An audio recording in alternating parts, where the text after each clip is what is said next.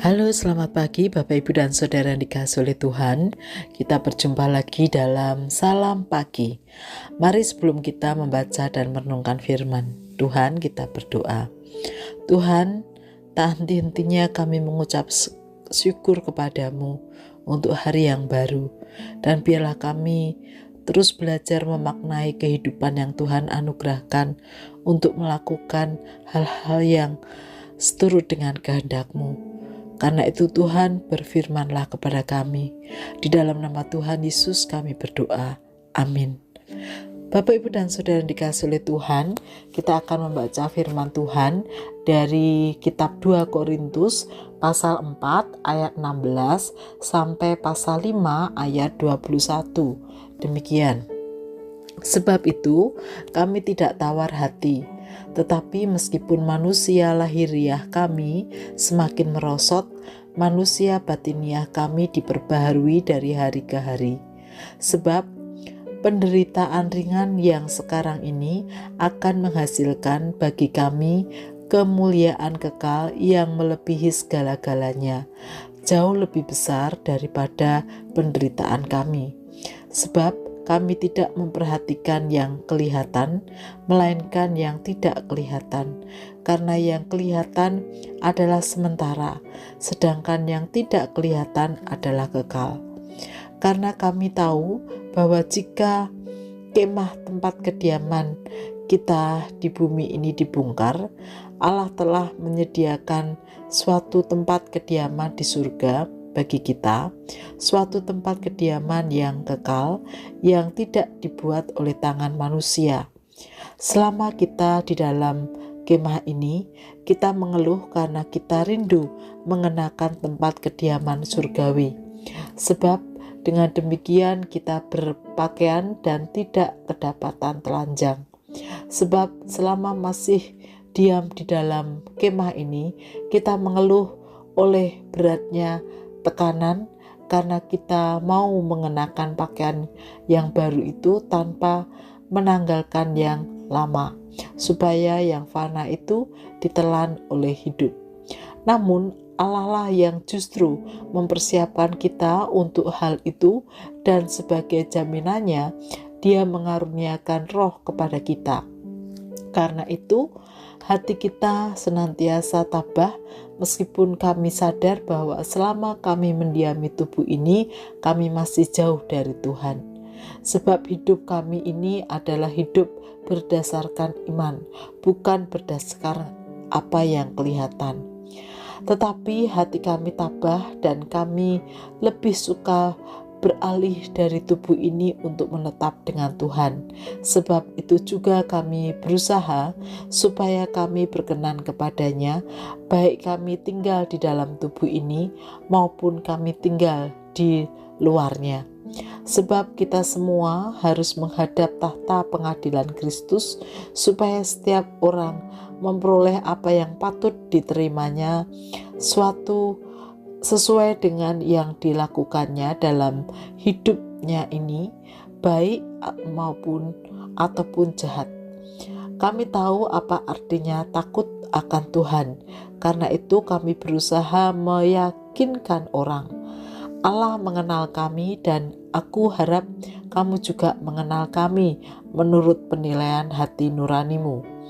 Dengan ini kami tidak berusaha memuji-muji diri kami sekali lagi kepada kamu, tetapi kami mau memberi kesempatan kepada kamu untuk memegahkan kami, supaya kamu dapat menghadapi orang-orang yang bermegah karena hal-hal lahiriah dan bukan batiniah.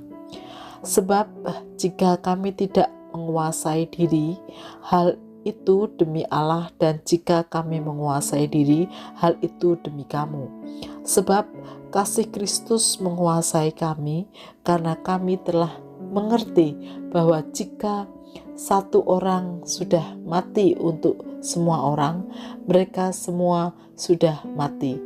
Kristus telah mati untuk semua orang, supaya mereka yang hidup tidak lagi hidup untuk dirinya sendiri, tetapi untuk Dia yang telah mati dan telah dibangkitkan untuk mereka.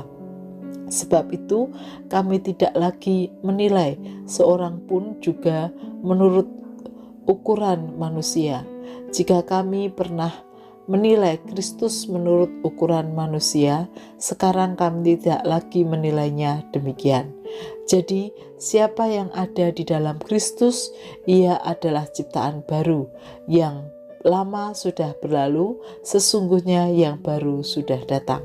Semuanya ini dari Allah yang datang dengan perantaraan Kristus telah mendamaikan kita dengan dirinya dan telah mempercayakan pelayanan pendamaian itu kepada kami. Sebab di dalam Kristus Allah mendamaikan dunia dengan dirinya tanpa mempertimbangkan pelanggaran mereka, dan Dia telah mempercayakan berita pendamaian itu kepada kami. Jadi kami ini utusan-utusan Kristus, sebab Allah menasihati kamu dengan perantaraan kami. Dalam nama Kristus kami meminta kepadamu, berilah dirimu didamaikan dengan Allah. Dia yang tidak mengenal dosa telah dibuatnya menjadi dosa karena kita, supaya dalam Dia kita dibenarkan oleh Allah. Bapak, Ibu, dan Saudara yang dikasihi oleh Tuhan, mari kita fokus di ayat 17-19. Tadi di sana dikatakan, jadi siapa yang ada di dalam Kristus, ia adalah ciptaan baru, yang lama sudah berlalu, sesungguhnya yang baru sudah datang.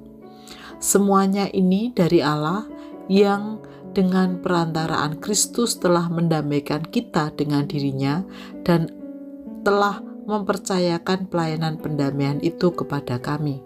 Sebab di dalam Kristus Allah mendamaikan dunia dengan dirinya tanpa memperhitungkan pelanggaran mereka, dan Dia telah mempercayakan berita pendamaian itu kepada kami. Bapak, Ibu, dan Saudara, dijelaskan di dalam ayat ini bahwa kita yang beriman kepada Tuhan Yesus adalah ciptaan baru. Semua itu dikerjakan oleh Allah yang telah mendamaikan dirinya dengan kita, manusia berdosa, atau dengan dunia ini. Namun tidak berhenti di situ. Setiap kita yang telah didamaikan oleh Allah atau menerima pendamaian dari Allah dalam Yesus Kristus, dipercayakan pada kita yang namanya pelayanan pendamaian. Apa yang sudah Allah kerjakan itu diteruskan, dilanjutkan oleh kita yang telah menerima pendamaian dari Allah di dalam Yesus Kristus. Artinya, bagi kita yang telah hidup baru di dalam Tuhan Yesus Kristus, dalam diri setiap kita, pribadi lepas pribadi, memiliki tanggung jawab, yaitu melakukan pelayanan pendamaian. Bagaimana menghadirkan nilai-nilai perdamaian itu sendiri di dalam kehidupan sehari-hari, baik di tengah keluarga, di tengah gereja, dan juga di tengah masyarakat. Inilah panggilan dalam hidup baru kita di dalam Tuhan Yesus. Karena itu mari kita mengerjakan tugas panggilan itu sebagai perwujudan bahwa kita telah menerima pendamaian dari Allah. Mari kita berdoa.